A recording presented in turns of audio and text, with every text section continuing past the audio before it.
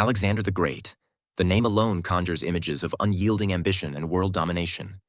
But how did a young man from a tiny kingdom in northern Greece become one of the greatest military minds in history?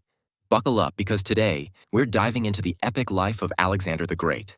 Born in 356 BCE in Pella, the capital of Macedon, Alexander was destined for greatness from day one. His father, King Philip II, was a master tactician, and his mother, Olympias, a fiercely ambitious woman who believed her son was descended from the gods. Oh, and fun fact, she told Alexander that his real father was Zeus. But it wasn't just royal blood that set him apart. Alexander's tutor?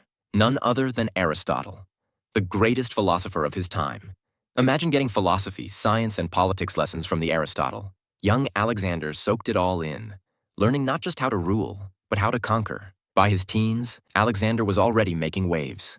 At 16, while Philip was off waging wars, Alexander crushed a local rebellion and even founded his first city, Alexandropolis. By 18, he was leading cavalry in battles, where he helped Philip secure dominance over Greece. But then came the game changer. In 336 BCE, King Philip was assassinated under very suspicious circumstances. At just 20 years old, Alexander took the throne. And trust me, he wasted no time consolidating power. Any hint of rebellion? Crushed. Rivals? Eliminated. He was ready for the big leagues. Alexander's next major target? The mighty Persian Empire.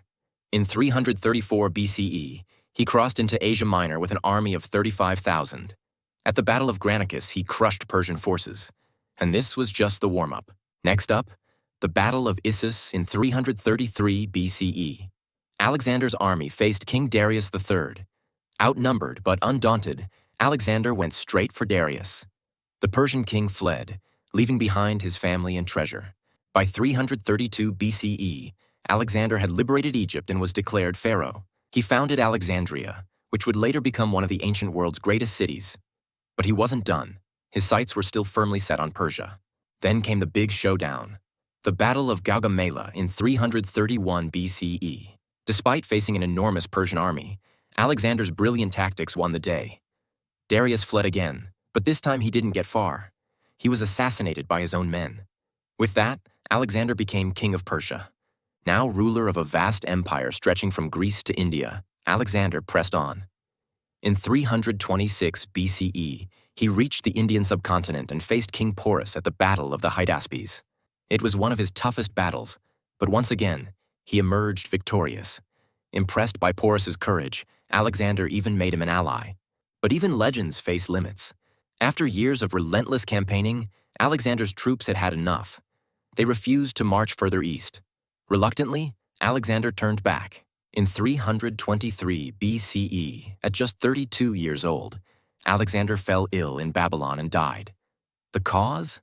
Still a mystery. Was it poison, fever, or something else entirely? His death marked the end of an era, and without a clear successor, his empire quickly fragmented. But Alexander's impact was immortal. He founded over 20 cities, spread Greek culture across 3 continents, and inspired countless leaders, from Julius Caesar to Napoleon. His life was a whirlwind of ambition, brilliance, and conquest. So, what do we take from Alexander's story? He was more than a conqueror. He was a visionary whose influence shaped the ancient world and echoes through history.